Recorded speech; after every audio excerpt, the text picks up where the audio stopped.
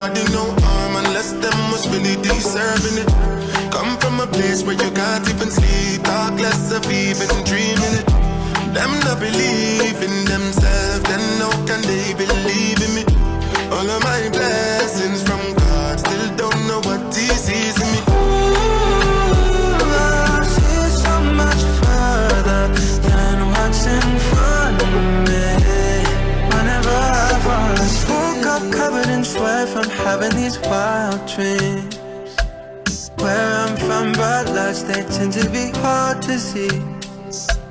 Oh, I pray for strength, please let it wash over me. I can't help myself from having these wild dreams.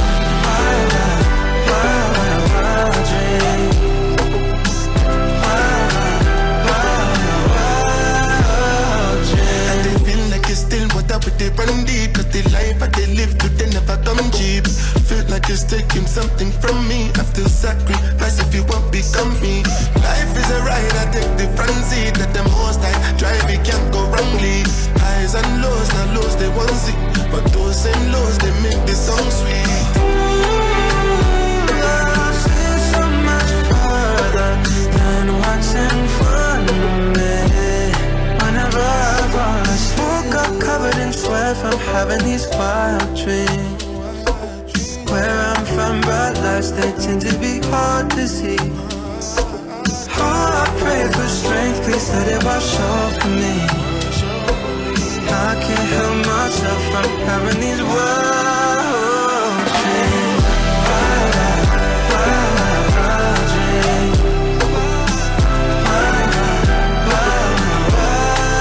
Wild dreams. Wild dreams.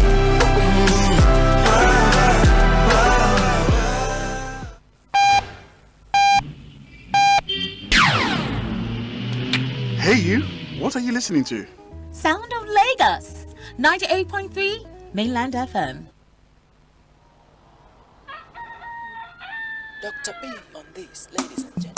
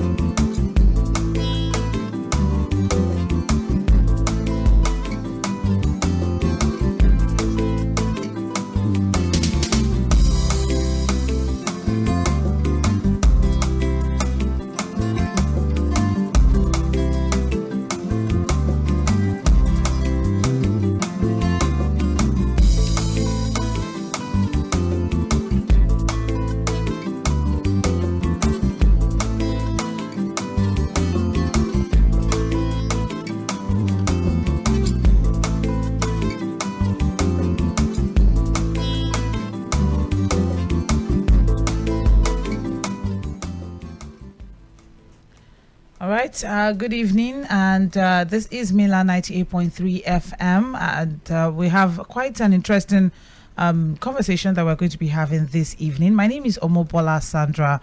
Deji is here with me in the studio. Yeah, Deji Akipeli is here. Deji Akipeli. Thinking Cities. So we are speaking. We're going to be having a series in the next 2 or 3 days, talking about. It's actually tagged the Lagos State Governorship Candidates Manifesto Review.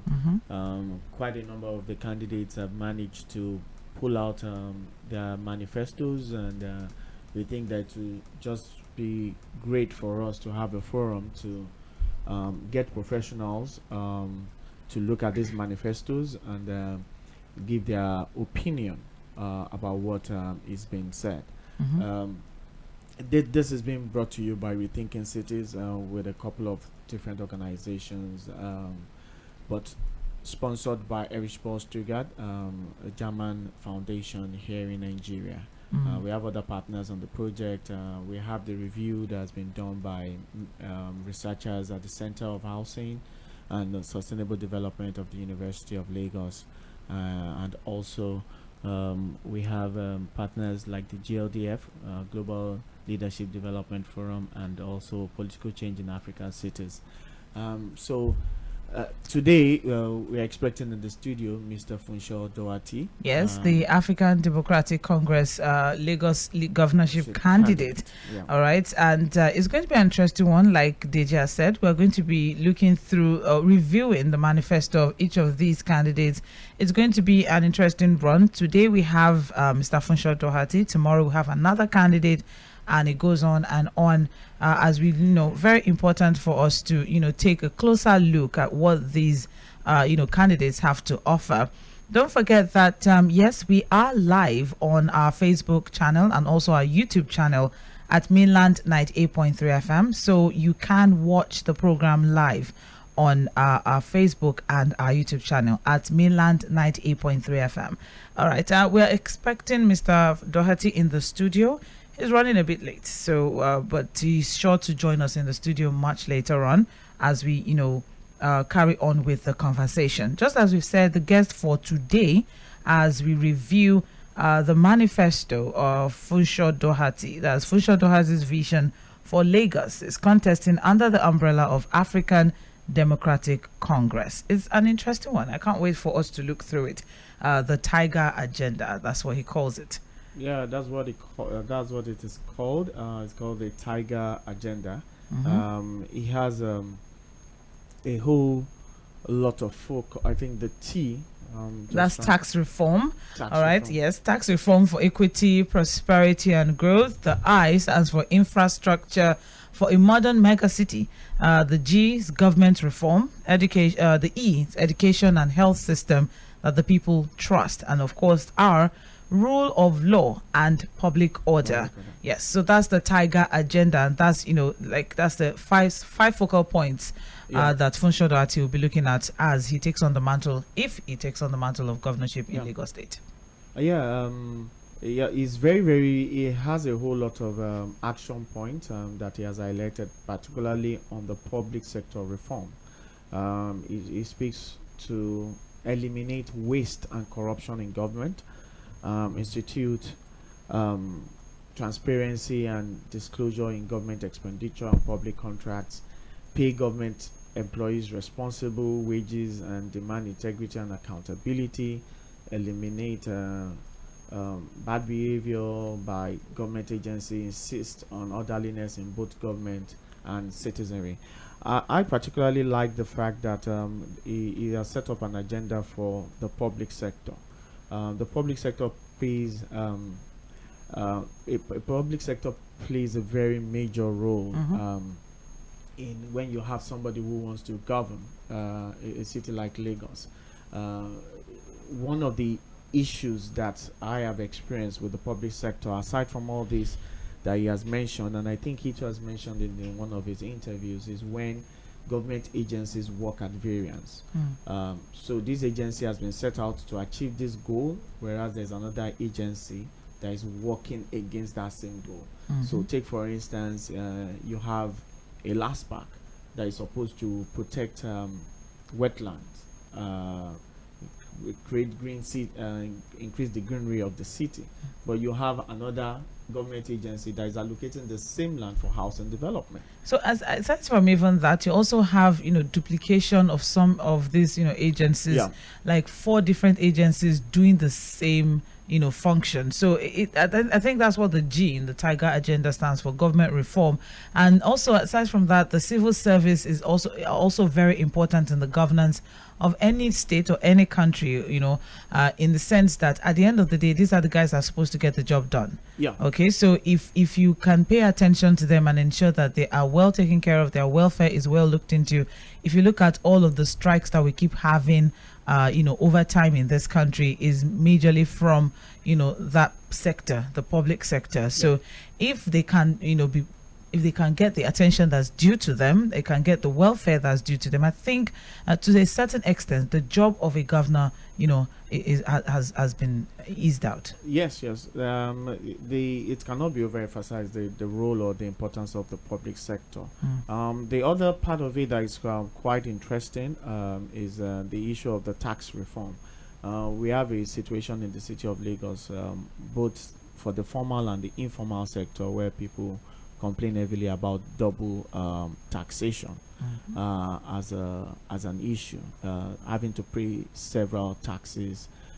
Even for the informal sector, a lot of people have this assumption that they don't pay taxes, but those levies and fees that these people have to pay to local government is all part of it. Exactly. And even there's research that they contribute quite a good substantial amount of money to the state's revenue. I can't remember the exact percentage right now, 40 to 50% or thereabout, through their activities. A good example, the present administration tried to do an intervention in the bus sector, where we had a situation whereby the government decided that there's this uniform fee that the bus drivers will now have to pay. We only have to go back to the street now to go and find out how has that if that has been actually implemented. Has it been implemented? Is it really working? If you look at it this way, remember that some weeks ago, the JD1, that's Joint Drivers and Workers Association of Nigeria, went on some sort of strike that Lagosians had to go through tedious means to get to work and their place of destination. If that was actually in place, I don't know, you hear it, bus drivers say, they pay council, they pay local governments, they pay state, there are so many levies that a bus driver, a commercial bus driver will say that he's paying, amounting to almost 12,000 daily. All right. So if also attention can be paid, to all of that, at the end of the day, it's all for the good of the state. If you're looking at, the prosperity and growth of the state, but you also need to find a way to make it easy for these ones, because at the end of the day, they're also working for themselves. They need to take care of themselves too. Yeah, it's very important. Of key importance to every candidate should also be, for us at Rethinking Cities, we are thinking of a Lagos that is inclusive and sustainable and also livable. Inclusivity has been one big issue that I think we have in the city of Lagos. When you begin to plan the city in such a way that it begins to tend to favor a certain group of people, it is almost as if, if you don't have money, then get out of this city. So I'm always very weary when you hear government officials say, we are building the next Dubai. How many? Or the next mega city. So correction for people, Thank you. Mega city is a number. It's population. Mega city is based on population. It's not by infrastructure or amenities or whatnot. So what you hear is the state government saying, we want to make Lagos a model mega city. So Lagos is a mega city by virtue of numbers. So we have giga cities, depending on the number of people within that city. So that desire saying, we are building the next Dubai. So if you build the next Dubai, how many people who live currently in the Lagos will be able to live in this so-called Lagos that you are trying to build? Very, very true. One very important to note is the fact that everybody knows that Lagos, or everybody says that Lagos is a land of opportunities. Where if you can't make it, in any other place, a lot of people want to come to Lagos, irrespective of the stress and whatnot. But then one of the key areas that Mr. Doherty would also be looking at, according to his manifesto, is reducing multidimensional poverty in Lagos State. You have someone posted recently that the difference between the island and mainland in Lagos is like really, really wide, and that's why you see that there's the difference as regards social status, financial status, and it's really, really wide. The elite is the elite, and then you have the rural dwellers. They are the rural dwellers. There's no middle class anymore. At this point now, the middle class has been almost totally eradicated. I know that in recent times also, from the NBS Bureau of Statistics, the fact that over 130 million Nigerians are living in poverty. So in context of all of this, there's so many things that we have to dig deep into. 4 strategic dimensions of this particular agenda, just as you said, a human-centric city, modern infrastructure, thriving economy, and effective governance. That's according to the Lagos Development Plan. So the reviewer here in this case is arguing that it is necessary for the ADC to align its vision with the Lagos Development Plan. That's the LSDP. LSDP. So as a thing of trying to achieve a continuum in government. So that's also one problem that Lagos has also faced in times past when somebody shows up and discontinue what the previous administration has been trying to do. So it's like, generally, let us just lay a principle down for the next 30 years. This is what Lagos wants to achieve, and then try to plug in. You know, for me, I think the agenda that he has set pretty much also still plugs into this agenda of the Lagos State Development Plan. Yeah. You know, even there are some things probably the development plan itself doesn't even really capture. Because take for instance the civil service reform that we're talking about, I don't even see much of that in the development plan. But things that relate to health, education, of course, it too has its own agenda. But we're still going to take a look into what we consider that needs to be addressed more. You know, but I want to try as much as possible to make sure that he's in the studio. So when we're having that conversation, exactly. Very important. Yes. Conversation. All right, you are listening to Mainland 98.3 FM, and very important to note is we're having Lagos State Governorship Candidates Manifesto Review, and we have 4 candidates that we're going to be looking through their manifestos. And for today, we will be having in the studio the African Democratic Congress governorship candidate, Mr. Funsho Doherty. And just as we have been mentioning, you know, the focus of, you know, his manifesto is the Tiger agenda. Tiger, that's T for tax reform for equity, prosperity, and growth. I, infrastructure for a modern mega city. G for government reform. E for education and health systems that people can trust.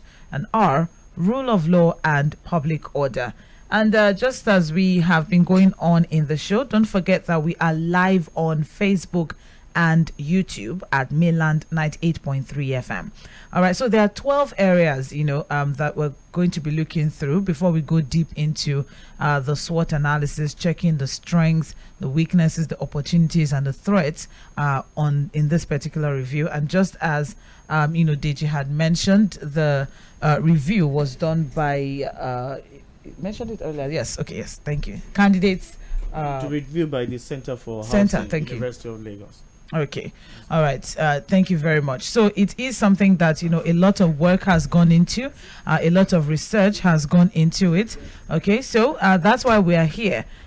Each candidate having their manifesto reviewed.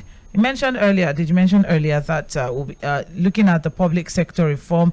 That's part of what, you know, they're going to be looking at: economy, infrastructure, and others. 12 guiding principles to ensure that, you know, the vision is realized. We are still expecting Mr. Funsho Doherty to join us in the studio, but then we have to keep going. So did you mention something about Lagos State Development Plan 2052?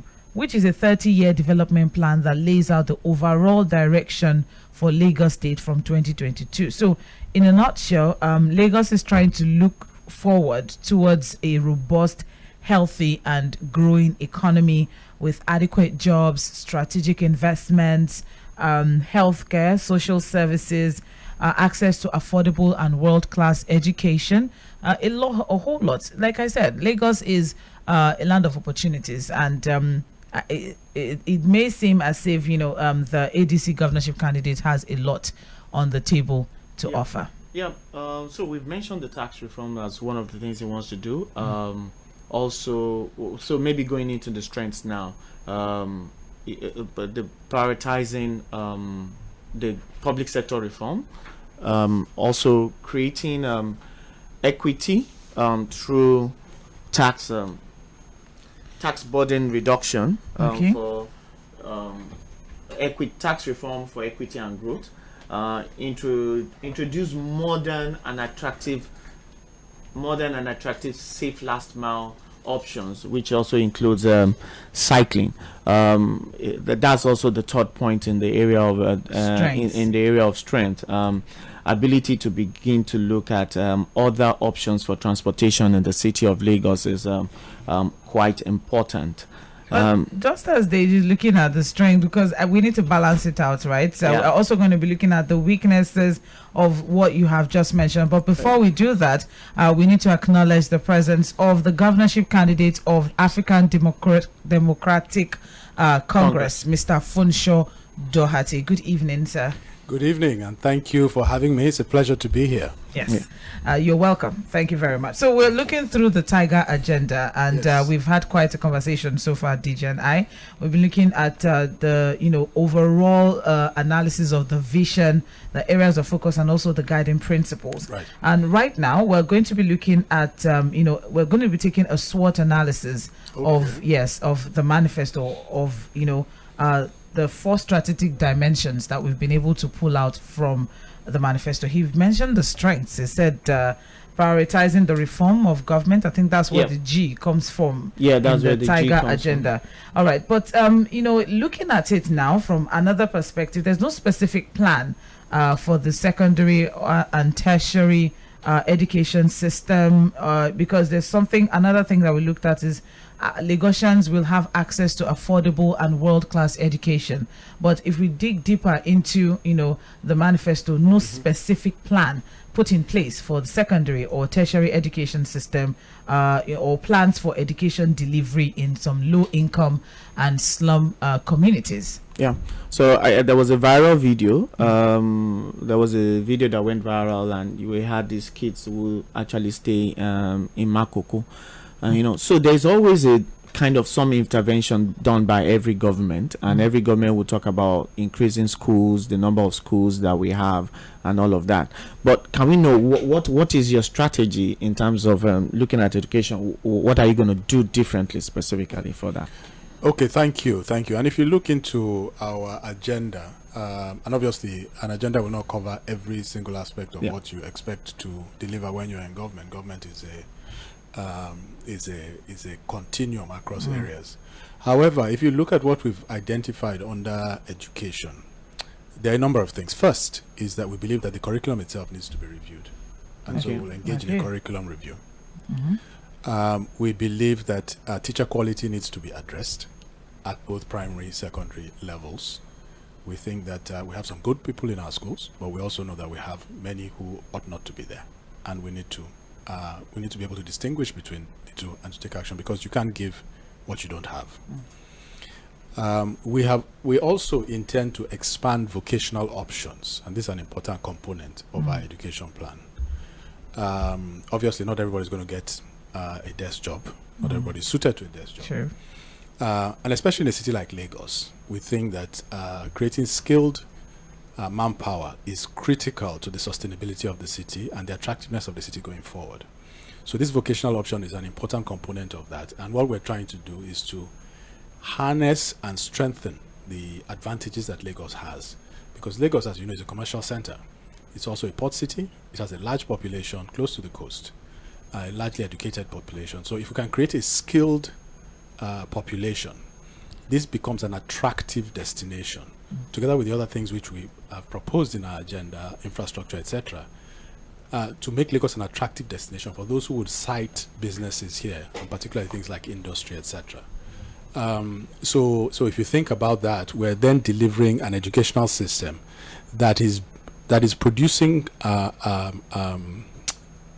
students that are fit for purpose in the modern economy, and that can then sustain the prosperity of Lagos. And then it then becomes a positive reinforcing cycle, right? Because that then itself drives entrepreneurship, it drives activity, it drives prosperity, which creates jobs, and then you have a self-reinforcing positive cycle. Yeah. So this is any specific plans for schooling in slums? I'm very, very concerned about that. Well, I think that the I would put it in the context of our overall plan, which is to say that it is to ensure that there is no child left out. Left out. Okay. There should be no child left, whether you're in a slum, whether you're in Ikoyi, no child should be left out. And indeed, no parent should have the option of not sending their school-age children to school. We believe that the children are an asset, not just of their parents, but they're an asset of the state. And we will ensure that they are educated. And it's important, like I've said, for sustainability of Lagos. We must have all our children educated, and we'll extend our resources to the extent that we can to do this. And by the way, it's not necessarily about spending huge amounts of money building the most sophisticated buildings for schools and all of that. Okay. We just need to ensure that we have functional, quality education for everyone across the system. Interesting. And people who can afford something that is more sophisticated and want to can reach out for those options. I think I like that in the context of low cost, high impact. So we always think of mega city projects as the only way, but you don't think of what are the small things that you can do that can have a big impact. It's just as, some people would say that a lot of governors pay attention, too much attention, if I may add, to the state capital. Whereas there's, other areas in the state that actually also deserve that. That's why, the Makoko, it's a serious project that a lot of people are looking into. There's a documentary also going on that one. So as regards the slum communities, but then he also mentioned something that it's not everyone, who's going to get a tax job. So the openness to vocation opportunities is also something. Yeah. So one of the strengths of your manifesto, according to the reviewers, is the fact that you are looking at water infrastructure plan and roadmap for citywide pipe-borne water system. Clearly, from what we have seen, there has been poor funding in that area in the city of Lagos. There's no government tap that is run less than the Water Corporation provides less than 10% of what is needed in the city. Unbundling of the Lagos State Water Corporation, for instance, that the agency is so much central that we need to start having, just the same way you have the discos now, municipal water authorities, and getting local government involved. What's your take on that, or what is your approach to this water provision? So I think that this water provision is not going to be a short-term fix. Okay, that's my sense of it. Where we want to go is to ensure that there's pipe-borne water across the state, but that will take. It's going to take time to achieve that. I think that we need to. The idea of decentralization, I'm not fundamentally opposed to. If that's the more efficient way of delivering the service, then we must be open to it. I think the issue of local government is not, and water in local governments and giving them the ability to take actions in those areas. It's something that I'm supportive of, but I'm supportive of it in the context of capacity building within the local governments more broadly. So it's not just in the area of water. There are other things that they should be doing. Local government. What are the things that you want the local governments to do? Almost everything that relates to the citizens in their locality. Local government is a government, right? So there are roads, even things like health facilities in their area, education. These are all things that they need to be able to. They're close to the people, so they need to be able to, take decisions in certain areas. They also need to be able to influence statewide policy.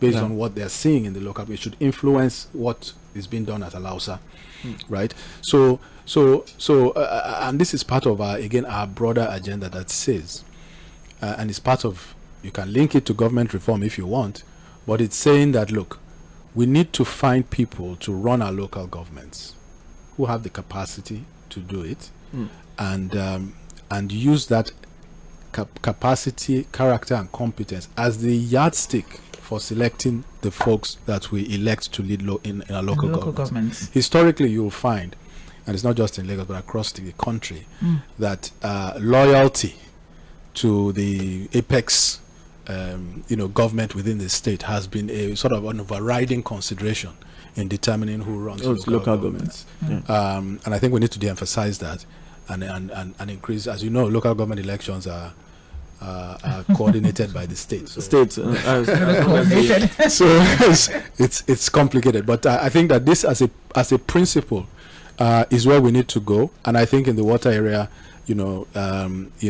certainly a lot can be done at the local government level. I think that it may also not be something that we do all at once, so we might have to modularize it, right, in terms of how we approach this provision. So maybe pipe bond is introduced in certain segments of the state where the other infrastructure that can support it, is more available. And then we have maybe other options that are short to medium term options for those places that we cannot access with pipe bond water immediately, and then have a plan for integrating those into an overall sort of plan for pipe bond water. But I think this is something that you don't just sit down and do off the cuff. You need to have the best in class thinking. You need to bring the best minds around the table to design a master plan actually for pipe bond water across the state. Yeah, if you succeed, I'm sure there are quite a number of NGOs, organizations who are pushing for this democratization of water in the city of Lagos, because water has become politicized and highly commercialized, that at some point people are even wondering, okay, government should not even get into that business, but that's totally wrong. But still talking about local government, and I would like to talk about primary healthcare delivery. You're very correct. Your manifesto definitely can't cover everything, but there are just some salient issues that I think is very topmost. And in terms of health, we always read about provision of healthcare facility and co. And I even read some very interesting things that you said. Healthcare monitoring system, healthcare delivery monitoring system that you're going to put in place for people to be able to report, and quite a number of things that you said. But one thing that is still missing is the issue of health insurance. Very important. The need for us to reduce over-the-counter payments, out-of-pocket payments by people. And then also, health insurance is supposed to be able to give that leverage to people who live in poor communities to be able to access health insurance. There's the current health insurance plan being run by the present government. How do you intend to do things differently? The uptake to me is very slow. How do you intend to? Are you actually even going to implement anything called health insurance? Is it necessary? Or if you're going to do it through your own administration, how are you going to ensure a quicker uptake by those who live in this poor communities? The low-income groups. Low-income groups. At the end of the day, you want to fund healthcare. You want to fund healthcare in the way that is feasible, right, to bring it across to the citizens. Now, health insurance is a good component of that if it is feasible to provide. Remember that health insurance is insurance. And so the folks who underwrite that insurance are going to underwrite it on principles which are similar to insurance underwriting generally, which is that the premiums have to make sense in relation to the costs. The cost. Right? And and so they're going to set a price, right, that reflects the services that you want to deliver, and then their own assessment of what that is going to crystallize to in terms of cost, and that sets the premium. And then of course there's the other side, which is where then do people access the care? Is it in the government facilities or is it in private facilities using that insurance? Our sense is that in the short to medium term, it's not clear that insurance, pure insurance, can provide the health care that we need to provide for the folks that we have within the state. I think that because you'll find that many of them cannot may not be able to pay the premiums that will be required to deliver the health care that they would need in purely commercial terms on an insurance basis. So what it means is that, in a sense, government will need to spend to provide health care for some of its citizens. And we should not shy away from that, right? Because there are some of these areas that are social purpose areas where government needs to spend money, right? And what we need to do is to prioritize and determine how much that expenditure needs to be. All right. But more importantly, I think, is that, and if you look at our agenda in the area of health, you'll see that we've emphasized two things. We have something we call a barbell focus. I wanted you to. Yeah, so that barbell focus says that we will focus more on two things. Not that we won't focus on the others, but we'll focus more on two things. One is primary health care, and the other is emergency critical care, like emergency trauma care, that kind of care, right? And why is that? Primary health care, as you know, will deliver the greatest benefit to the greatest number, right? Ultimately, because when you look at things, burdens that we live with, such as maternal mortality, infant mortality, child mortality, a lot of those things are preventable with reasonable primary care. That does not cost a whole lot to deliver, right? Yes. You just need people to access that primary health care and to be health seeking in their behavior, right? So that they access those facilities and they seek health, right? Rather than avoiding health because they don't want to go to the facilities, right? And then they allow things that are simple and could be simply fixed to get critical. You see what I mean? So for us, what does that mean? One of the critical gaps that we see, and I've been across the state speaking to people do not trust the government facilities, right? Because they do not believe that they will get well cared for. Okay. They do not believe that they will get care in the true sense of care, right?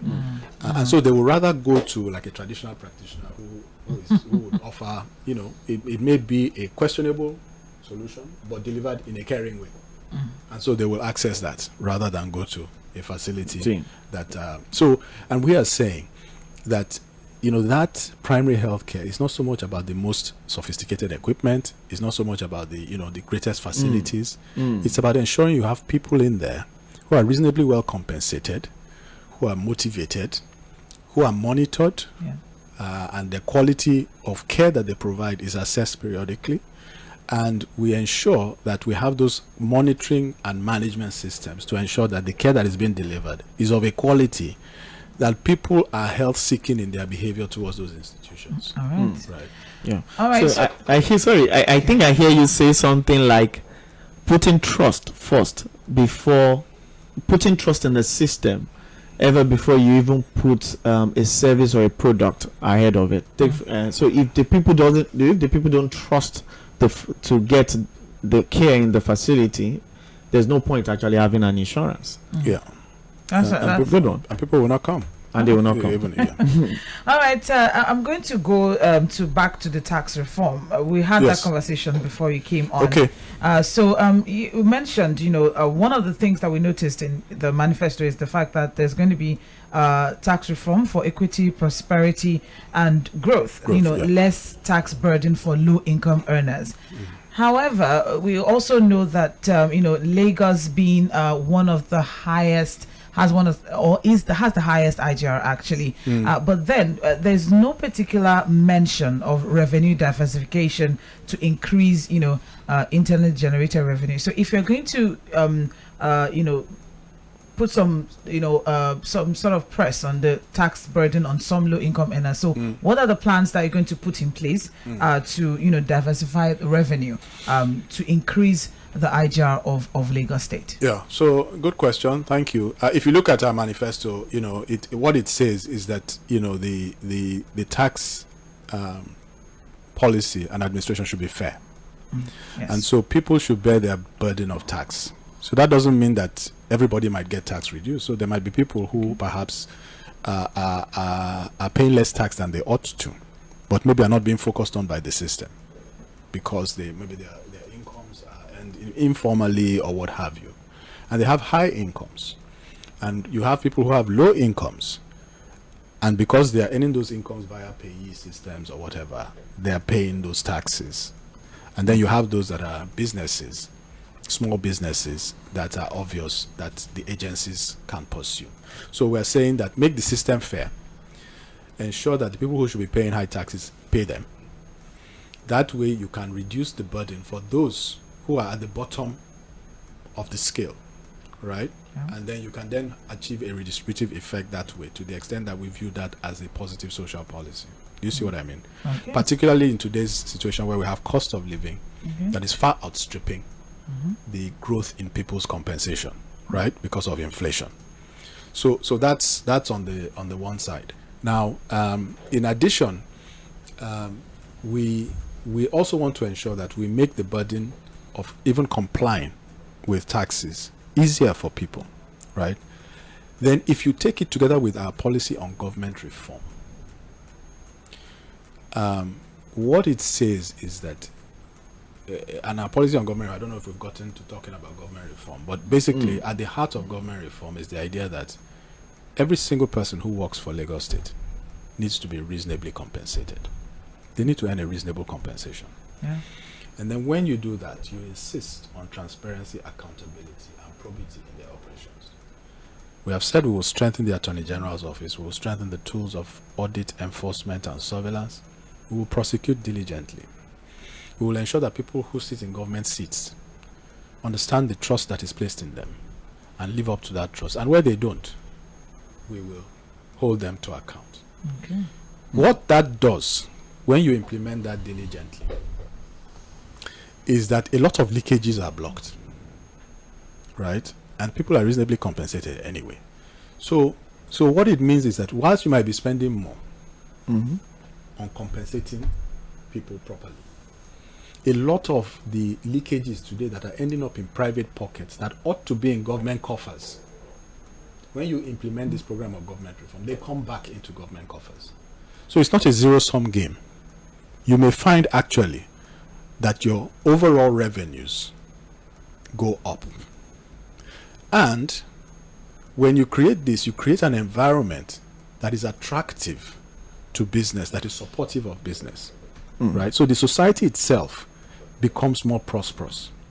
What it also does is that it stops what we've seen, I would say, in the last couple of decades, where the expenditures of the state, because of the way they are expended, disproportionately end up in a few pockets.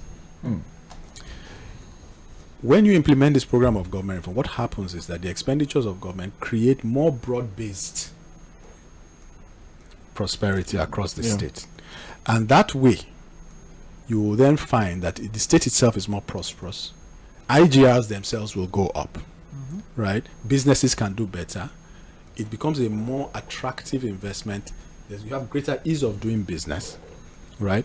And that is where long-term growth comes from. That's where sustainable IGR growth comes from.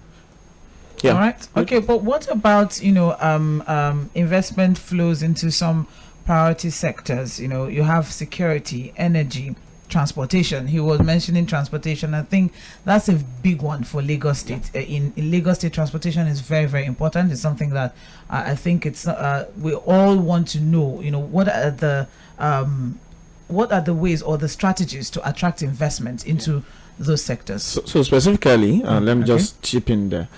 In terms of water transportation, the research shows that Lagos has not been able to attract that investment into water transportation. So I usually want the conversation to go beyond, okay, we are going to work on the water transportation, but rather, how do you intend to drive investment to this area? To commercialize it. Research has also shown that part of the problems is data. There's even no sufficient data to prove the profitability of waterways in the city of Lagos. So attracting investment is very needed in several key sectors, like I've said now, transportation and also in housing. What are the creative ways that, other than taxation, that you intend to use to increase the state's revenue? So revenues and investment, they're two different things. So investment flows into these sectors. Look, I think that the first thing is that wherever possible, we want to involve the private sector to partner with government. And to do that, you have to create the conditions that make it attractive for them. So you have to they have to believe that you're a government that is serious. You have to believe that you're a government that is that they can work with. You have to create, to the extent that you can, the things that make private sector feel comfortable. Now, when you are providing goods that have a social element, like these do, right? Sometimes it may involve putting in guarantees, right? Because some of these things you may not be able to demonstrate pure commercial viability on purely commercial terms, right? Okay. In some cases, it may actually ultimately not even be purely commercially viable. The state there may be a gap that the state may need to step in. Yeah, subsidies for those who are coming in. But if the state believes that this is a strategic component of making the city work, right, then there is a justification for that, right? So if we know that spending 5 hours in traffic, and I know how much time I spent in traffic coming here this evening, if we know that, you see, that is not without a cost. Do you see what I mean? Yeah. So it's not without a cost. So as is, we must be able to invest to alleviate that condition. And if it means that the state needs to step in and provide some subsidies, or needs to step in to prove certain concepts in a pilot way or what have you, perhaps even being either a sole or a part sponsor of the kinds of vessels that we need on a particular route, for example, that we take as a pilot route, or a couple of routes that we take as pilot routes, government must be open and flexible to taking these actions.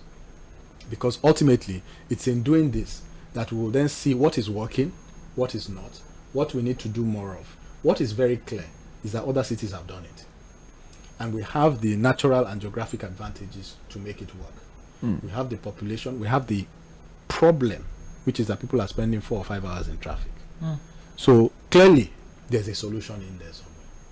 And if government takes the right approach, flexible, understanding that this is a strategic objective, and also understanding that, yes, you want to work with the private sector, but if you need to support it as a government to make it work, you should be prepared to do that. I think that approach will get us to the promised land. Yeah. All right, yes, let's just a quick reminder. We have with us in the studio African Democratic Congress governorship candidate, Mr. Funsho Doherty. And we've been looking at the strengths and, weaknesses of the manifesto, the Tiger Agenda. Are there any weaknesses? I'm just trying to... I'm just kidding. Just trying to balance things out, because we acknowledge that there are some amazing things that we can be looking forward to. We're going to go to the opportunities that we can see from the Tiger Agenda, but then we're also going to be looking at some obstacles or supposed obstacles or threats from it. All right, so I see that the phone line seems to be buzzing. Messages are already dropping. Oh, okay. Let's hear. So just in case you want to hear from him, he's here, he's live in the studio. We will still have up until about 8:30 to run this, right? Until about 8:30. It's also supposed to 8 o'clock, but let's see, because let's if he's still going to be here till then. All right, so let's keep going. Don't forget, we're also live. You can watch the program on our YouTube or Facebook channel at Mainland 98.3 FM. So I think we've been able to, judiciously look at the whole lot as regards strengths and weaknesses. Still a whole lot to look forward to. There's still the fact that we can't really put in place the principles or inclusion of some private sector participation, but you just mentioned that. We also have some, creating an enabling environment for the food and beverages sector. That's another thing that, Yeah, well, the economy of Lagos, basically. But still, I still have something in terms of weakness that I still want him to speak to. Right. So there's the reviewers have this perception that you're not probably looking at the issues of climate change in the city of Lagos strategically, which is supposed to be top mind, particularly in the area of flooding and wetland protection. That's true. So I don't know. Do you want to say something to that? Especially you know, with recent times, the flooding situation, you know, at New Okoba and all of this. Lagos is exactly. Lagos is a coastal, you know, city surrounded by a lot of water.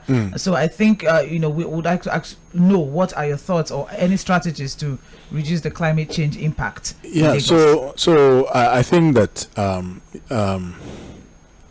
you see, in a city like Lagos, the way to think about the water situation relating to climate change is that this is a critical part of the infrastructure of a city like Lagos.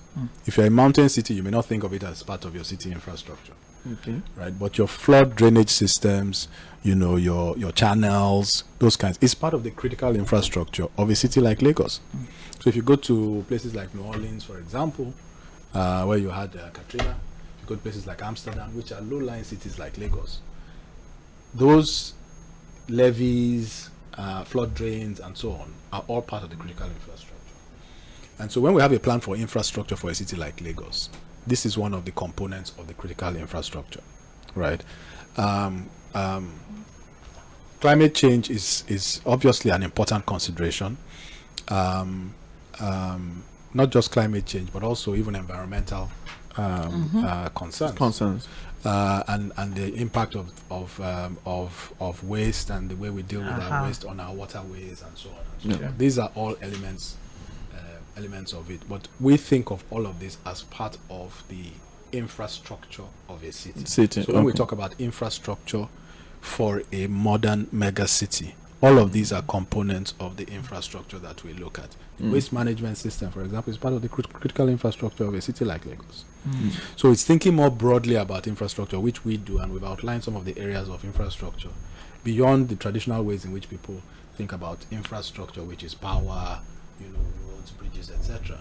But in a modern environment, these things, such as the way you deal with climate change, the way you deal with waste, all of them, and your environmental sort of stance are all part of the critical infrastructure of the city. Yeah, maybe we are just very much concerned about those key sectors, and we'd like to see them spelled out. You know, you mentioned waste management, which is a critical issue still in the city of Lagos. Waste collection, waste separation are still strategies that we are still battling with. Yes. And so I don't know. You've already mentioned it, but I don't know. What do you have any more specific agenda in terms of waste management in the city? It's a serious problem. Some people will say, I mean, the smell, on the road and whatnot. Yes, there's a plan put in place, but is there any goal to like decentralize this to make it easier? Because you go to some streets, the pickup is rotated, thereby meaning that waste is piled up in a lot of areas. And just as you mentioned, as regards drainages and that's why when the floods came, a lot of people had a lot of issues, you know, in their businesses and whatnot. So I'm sure DG is looking at specific mentions of what exactly to do to, you know, decentralize the waste management ecosystem. If he wants to decentralize, if he wants you know, so if I may comment a bit, so a whole lot of things in the city of Lagos has been centralized in terms of service delivery, and one of the things researchers and are saying is we need to decentralize a whole lot of things and begin to let different local governments begin to work on these things, be it in transportation, healthcare, waste management here. What will be the key strategy to actually address this issue of poor waste management in the city of Lagos? So one of the things that I think it characterizes this area of waste management is that I'm not sure that we're running a meritocratic system. Okay. And I think that it is important that, because this has been one area where, you know, there's been quite a lot of talk about, you know, patronage-based contracts and things like that in the appointment of PSPs that undertake this work, right? And you know, it's not just in the selection of the specific people who do it, but even the model that you are applying. To the extent that these this patronage idea is part of it, may be influenced overly, right, by a particular desire to sustain something that could be done better otherwise. So I think that this notion of waste management is something that we need to take a step back and study deeply. And we were not reinventing the wheel in the sense that there are other cities that tails the separation or the recycling type activities, etc. Most importantly, I would say, is that whatever solution we deploy, we must adopt the best thinking and then adopt meritocratic principles, right? Determine who should do what, appoint the right people to do them, not based on self-interest considerations, not based on using it as a forum for sustaining patronage. We must be prepared to break that. Okay. And if that is what is required to put us in a position, because look, and I've said this a couple of times, Lagos has a population of between 20 and 30 million people. Think about, and then we're a dense city, right? We don't have a large landmass. Yeah. Right? And even within this small landmass that we have, there's even concentration of the people within the core part of the metropolis. So think about the amount of waste that is generated on a daily basis by this number of people. It is not a trivial challenge. If you had your best thinking and you put the best people there and you put your best foot forward, it would still be a challenge, right? So talk less in a situation where, we are not challenging the system that we have, right? Because we are sustaining certain relationships or patronages that we want to sustain. I think it's an important part of the problem that we face in this. There are quite a lot, according to our something that I would like agenda is implement and tax reforms. There are a lot of markets in Lagos State. There are a lot of business opportunities in Lagos. I think in what I'm earning, a secure environment as or putting strategic infrastructure, traffic. What about looking into that? Isn't to look touts agberos and the fact that their cost of living has risen dramatically. Now, what is the relationship between touts and cost of living? Okay, there is a strong relationship for many Lagosians, because one of the main items of cost that people, the working class in Lagos, have to bear is their transportation cost, right? The cost of getting themselves to work and back. And you'll find that unlike the well-to-do people, it's a big part of their paycheck. Now, the whole agro problem is a big contributor to this. If you talk to a commercial bus driver, they will tell you that on a day-to-day basis, a small bus, these Korope buses, they may pay as much as 5, 6, 7,000 in one day to a variety of touts. Owo chairman, owo loading, council, owo booking, council, TW. There are all sorts of things. And at the end of the day, these monies, where are they coming from? It's coming from the pockets of the passengers in those buses, ultimately. So it hits their pockets, and it's a big problem. Now,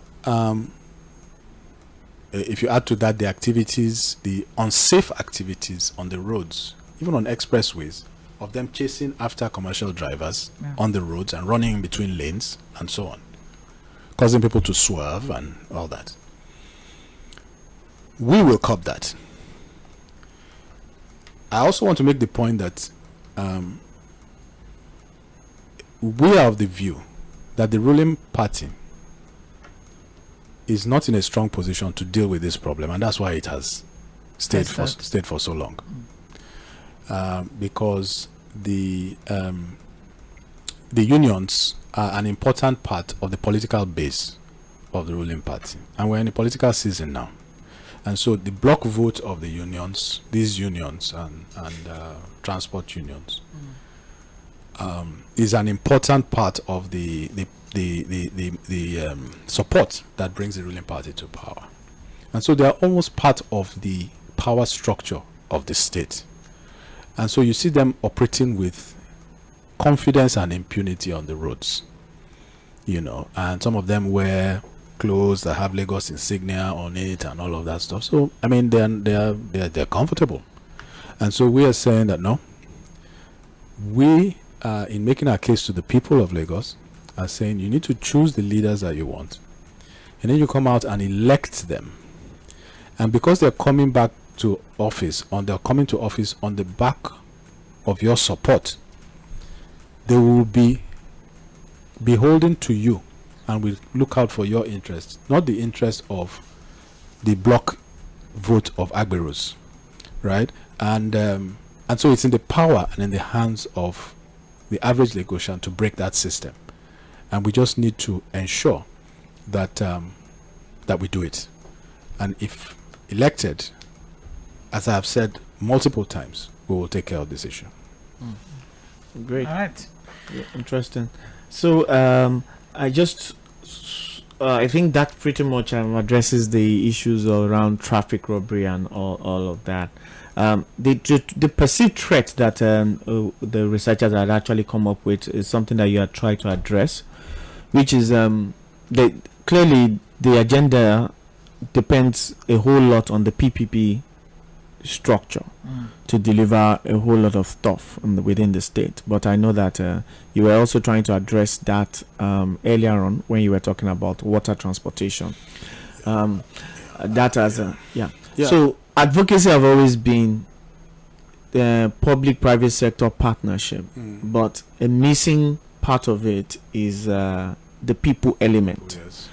You know, and so what is your own approach? Are you purely like approaching these PPPs as a capitalist measure or a socialist capitalist measure, or where do we see you? Where do you stand? How do you want to address this? Yeah, so I actually don't think that PPP is so central to our agenda. Okay. To be honest, and it may be because my background is in private sector. So Yeah. So we can easily put it on you. People think that's where I should be coming from. But so I understand the idea of government and private sector working together, but I also understand very well that there are certain areas where government needs to carry the bulk of the weight, or even solely carry the weight. Okay. There are areas where it will be appropriate for these private and public sector models, but it's not in every area that is, and we should know that, and not deceive ourselves. But most importantly for me, is that I think that anytime you have PPPs, and anytime you have interactions between government and private sector, the need for transparency and accountability goes up tremendously.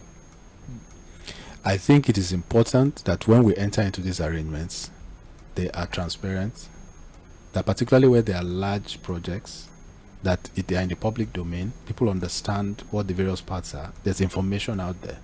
So we know who government is interacting with, who government is dealing with, who we as a people through the government are dealing with, right? These are things that are important, and I think that this is an area where Lagos, in my view, has fallen short. Okay. And I think that we need to, and when we come to power, if there are things that we feel the people should know, we'll open it up to them so that the information is in the public domain. We think that that's part of the way in which you address this, you're turning PPP into PPPP. Yeah. Right? Because People, private. yes, public. inserting the people in the arrangement, right? Okay. Because often when things are done in secret, or when there is not sufficient disclosure, that gives room for self-interest, for conflicts of interest, for all sorts of things. There's a saying that we used to have, and I worked almost my entire career as a fiduciary, in a fiduciary capacity, which means that a fiduciary is somebody who acts in a position of trust for the benefit of others. Yeah. And the nature of my work meant that I served as a fiduciary. One of the things that we used to say is that sunlight is the best disinfectant. So when something might smell fishy, just make it transparent. Let people see. Right? That sunlight, that ability for people to see, Right. I think is the best disinfectant and best way of ensuring Okay. that things are done in a way that is above board. All right. But still on the Tiger agenda, finally, from the R perspective now, the rule of law and public order. There's a lot of people do not really focus on the legislature, and there's always this issue with the executive and not working with the legislature, or if the legislature is of an opposing party or has the majority of an opposing party, how do they work together and all of that. So as regards working with the legislature and ensuring that there is public order and the rule of law is enforced, what are your plans or strategies to put in place? How do you intend to make that work? So, good question. There are two components to that question that you've asked. Obviously, it's always good to have a constructive, healthy relationship with the legislatures. Yeah. And that does not necessarily mean a cozy relationship. It means a healthy relationship. Working one, yes. Yeah. And so so that is always important in any endeavor in life, by the way, but especially in government. Yeah. And so we will obviously do that. I mean, obviously we have a whole slate of legislators also running for office. Okay. And a full slate, and so, but even if ultimately, we have legislators partially or what have you of multiple parties, I think nothing stops people from working together. I think if people have if people are of good faith, and people are forthright and honest with one another, I think people can work together, and we will seek to build and foster that. And you have to respect people for what is their role. So as executive, there are many things that are outside my purview. Whether I like it or not, I don't have power in that area.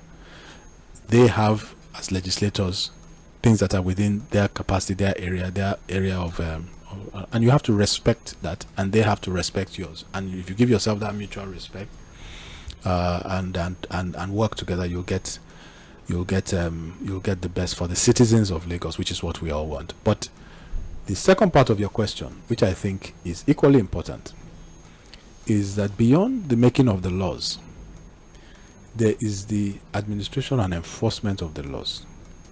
And this is where actually the ball has often been dropped in the past. Because there are many areas in which we have laws. It's not as if the laws don't exist. Yes. We have laws, we have policies, we have rules, we have what have you. They're all there in many cases. But it's the instruments of enforcing those laws, which I talked about, strengthening. The Attorney General's office, instruments of surveillance, instruments of audit, instruments of enforcement. Those instruments actually, in fact, also exist in addition to the laws. Yeah. But they're not empowered. They're not strengthened. Judicial system. Yeah, and the tone is not set from the top. And I think if you set the tone from the top and you insist, you will be amazed at what we could do, even with our existing laws, without having to pass new laws, even though the passage of new laws is always important to ensure that government is responsive to the changing needs of the people. Yeah, I think we can take some phone calls. Yes, we can. Yes, you are still on to the manifesto review of the Africa Democratic Congress gubernatorial candidate, Mr. Funsho Doherty. He's still here with us in the studio. We've listened to quite a lot as regards implementation strategies to be put in place from the Tiger agenda. If you have any questions, of course, the phone line is now open. All right, so 091-3600-410, 091-3600-410. That's the number for you to call, and you can always send a text message or a WhatsApp message just in case you have any issues with putting in via the phone line. All right, 091-3600-410. Also, we're live on Facebook and YouTube at Mainland 98.3 FM. So yes, you can watch the program live. All right. So let's get the conversation going. If you have any questions whatsoever, he's here to answer all of your questions. All right. So 091-3600-410. The phone line is open, and you can join in on the conversation. We're looking through, reviewing the manifesto of the governorship candidate of the ADC. All right, so as we await the phone calls to start coming in, still on, What about you mentioned the LSDP? Yeah, the Lagos State Development Plan. Okay. Please hold. We have a call. Apologies. Hello. Good evening. Please turn down the volume of your radio set. Yeah, good evening. Good evening. My name is Festus Doherty. All right, Festus. Where are you calling from? I'm calling from Omani. All right. Okay. I want to commend the review session is conducting, at least to let the populace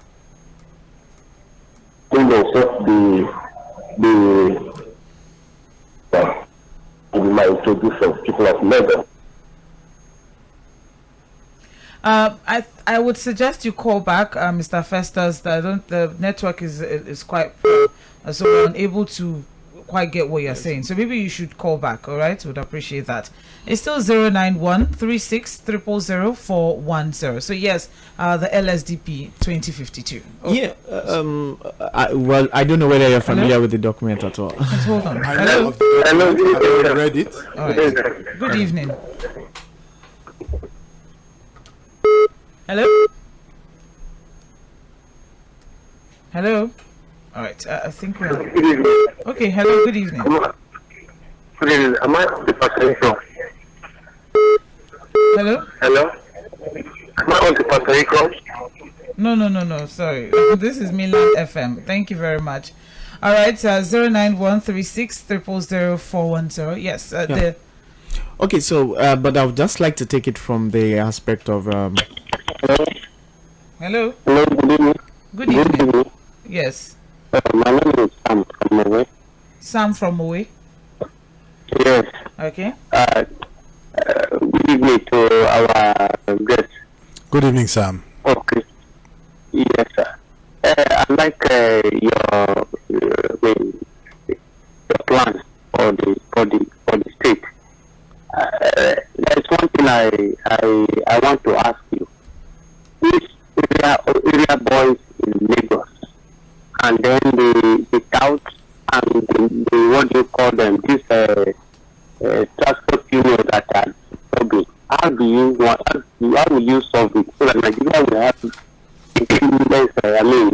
at least this transportation in Lagos State? Because if you have ever entered this dampo, or you go just drive around, or you enter public, or you see the way those people, they will break side mirror, they will slow down the conductor, and so on and so forth. And since there is no law that is governing them, or they are above the law, how do you want to solve this problem? So you are in Lagos State. Thank you very much, Mr. Sam. I know you have addressed that already, Yeah, actually but addressed that. Probably just tuning in. Just a quick one for him before he goes. So thank you, Mr. Sam. I spoke about this earlier, and it's going to be one of our, and like you, many people across the state have actually made this complaint to me. So it's going to be one of our central agenda items.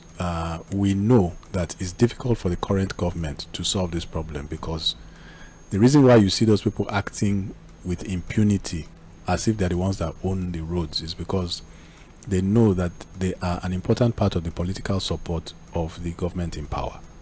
And so they are part of the power structure, and therefore they have the confidence and the chest, as our people will say, to do as they like on the roads. We will come in. If people like you, Sam, support us and vote us into power, then we will be beholden to you. It is your own interest we'll be interested in, and we will deal with the touts and the agberos. The unions, we ask the question, all these monies that are being collected is a criminal enterprise. That money is not ending up in government's pockets, and it's not. They are not valid union dues, right? There may be a part of it as valid union dues, but all of those monies, over this, over that, over this, over that, which is coming from your pocket and my pocket and all those who are, patronizing that those bosses, we will deal with it, and we will put in place whatever ameliorating measures are needed to ensure that we manage any fallout from the removal of those activities. Any other phone call? No. Okay, so I would like to ask, what are your timelines like? In the short term, what would you like to do for the city of Lagos? Then in the medium term, what would you like to do? If possible, if you can answer in your 100 days in office, what's it going to look like? What's going to be your priority? What's going to be your priority? So I think that one of the things that you will see is it's going to be important for us in the first 100 days to set a new tone, right? So when I talk about the notion of government reform and a new way of thinking about governance and the responsibility to the people, it should be clear at the end of our first 100 days. Let's really take a phone call. Okay. Sorry. Hello. Good evening. Yeah, hello, good evening. Good evening. My name is Said. What? Okay. Just a quick question to Mr. Doherty. I think we've talked about the revenue in Lagos State. I think currently month is about 50 billion naira. But the state is still the most indebted in Nigeria. For sake of accountability, which I think he has mentioned, should he become governor, would he be checking the books? Would he be probing the past government? Okay. Yeah, and also let me add to that, because I've actually spoken to quite a number of candidates, and accountability is a recurring issue. Exactly, especially from opposing parties. Yes, so everybody talks about it, and everybody seems to be committed to it. But what is the practical step? That is, what will accountability mean? What are the practical steps that are going to be taken to show Lagosians that, oh, this government is accountable? Because to a large extent, even you have the financial records of Lagos expenses that is available online as I speak. What is that actual step that will be taken that that actually means accountability? Okay, thank you. And I will I will sort of address the caller's question. Yeah, with that question, because they are related. Will we probe? We will not go on a probing orgy, for want of a better word, right? Because there's a lot to do. So we will not be all about probing. But where we discover things that require us to dig deeper, right? In the interest of the state, we will dig deeper. In the interest of the people of the state, we will dig deeper. And where people have breached public trust and breached, and these are ongoing things that are representing costs to the people of Lagos, we have no problem digging deep and sort of prosecuting where necessary.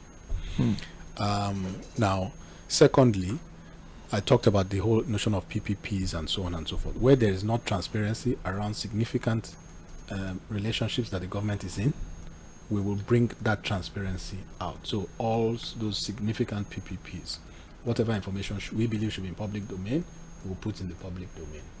One of the things I've said publicly, and I'll repeat it here, is that we will unwind the alpha beta arrangement that the present government has. We will. I mean, you can write that down. It's in your manifesto already. It's written exactly. So we will do it, and so that's a practical step, and we will do it. And that, by the way, that is you can think of it as a PPP that has little disclosure around it. You can think about it in that way. So these are things, and I've mentioned a few other things. We'll strengthen the Attorney General's office. These things I've talked about: surveillance, audit, etc. I've also talked about the fact that we will compensate people better, right? And that's something that will start immediately. We will have a program of doing it, so we will not do all that we want to do at once, right? In terms of the magnitude of the increase, but we'll have a program for bringing those compensation to reasonable levels, because it's an important part of transparency and accountability. It is carrot and stick, right? So you cannot be insincere with people in terms of what you are compensating them, and then trying to achieve transparency and probity, right? So these are practical steps that we're going to take, and any area, like I said earlier, where we have so the rules, for example, of conflict of interest, the rules of administration, the rules relating to what is acceptable and what is not, which are probably in some cupboard but are not required today, are not required of people today. We will insist that they do. There's something we do in the private sector, which is a periodic attestation. All right. That people have to attest that they have not engaged in things that are conflict of interest, and then those are surveilled, right, and tested. Okay. We will do that. All right. Hello. Good evening. Good evening. Hello. Sorry, good evening, sir. Yes. Good evening. Your name and where are you calling from? My name is Paul Silas. I'm making this inquiry for my mother. I heard it on the news that time while I was in the vehicle. So what's the thing you say concerning the work, the teacher and the rest using and the qualification? Not this program. Not this program. Yeah. For this program, 091-36000410. So I think that we if you think about this Tiger agenda, what did we say? And provide dignity and respect to the citizens, right? And then ultimately to lay a foundation for a Lagos in the first world. So the laying a foundation for Lagos in the first world is a first step towards a situation where ideally in a generation Lagos makes the transition that a city like Singapore made within a generation. You see what I mean? But how do you get there? The first thing you do is you reform government, you do these things that I've talked about, right? And that becomes the foundation on which you begin to build from year to year, from term. We should see a transformed Lagos from the perspective, right? And where it should have at the end of the first 4 years for serving the citizens with commitment. Yeah. I mean, there are a whole range of any major projects within the short term. I've talked about bringing on. I've talked about the mic. Sorry. Oh, I'm sorry. I've talked about by within the first year. One of the first things that we'll do so that people understand why that project has taken so long. To whom was it awarded? At what cost was it awarded? Why has it dragged on? What actions have been taken? And then what is the thing where we have about 2 major projects Atlantic as a mega city project. Give it to all of the things that information we thing by the outcomes today. In fact, maybe a first step was taken of a number of steps that ought to have been taken, and the other steps were not taken, right? But clearly, that whole axis has developed in such a way that has far outstripped the infrastructure plan for it, right? And that is an axis that, even on that axis, we should have multiple transit options on that axis, right? Not just the road. Yeah. Right? There's no reason why we should not have, for example, a rail option. Along that axis in some way, Okay. So, and I think we need to bring that. All right. Interesting. All right. So to an extent, we see that there's some sort of alignment with the Lagos State Development Plan. So the way the Lagos State Development Plan comes in for the reviewer is that the government is at continuum. Sure. That the Lagos State Development Plan should be like the foundation on which candidates build on. We just pretty much just set some basic guidelines for the things that we need to do in the city of Lagos. So that's just basically what the reviewer is trying to say. In other ways, people have asked you, would have said, what is the present government doing that you want to continue to do? But what does continuum mean to you in just 1 minute? Continuum, to me, government is a continuum. I'm a believer in that. I think what it means for us is that development plan, we will take it, and we will not bin it. We will not throw it out of the window. So we'll look at everything in it. There's certain things that we will keep, and there's certain things that we might jettison. Right? And we will not be shy to jettison things that we believe ought to be jettisoned. And I think that's one of the benefits that the people get from a change in administration. Okay. So your last word. Yes, we have to wrap things up now. So my last word was actually a word of encouragement to the people of Lagos, to say that, look, yes, we know that things are challenging at this time, things are difficult, but 2023 is a golden opportunity. We have an election coming up that is going to be quite different from all the previous ones. It's going to give people an opportunity to express their views in a way in which they have not had that opportunity, given the changes in the electoral law and so on and so forth. People should take full advantage of it. I am very excited that we are on the verge of a new era in Lagos, and I hope people are as excited as I am, and I look for the support of the people to put Lagos on a new foundation to take it into the first world within the next generation. Platforms, and is a very engaging man. We look for tomorrow. We're still having another episode 7 p.m. to 8 p.m. Thank you so much. It has been brought to you with the support of Erich Stuttgart Foundation, with the other partners, Center for Housing for Sustainable Development at the University of Lagos, GLDF, and Political Change in African Cities. My name is Deja Kwelu, co-founder of Rethinking Cities. Thank you for having me. Over to you, Omobola. Yes, of course, my name still remains Omobola Sandra. Just as Deja said, tomorrow is another day for us to, dig deep into manifestos and what, Lagos should be looking forward to should any one of these strongmen, take the mantle, as it were. So stay with us. Of course, the booth continues with Telemore on 98.3 Mainland FM. Yep.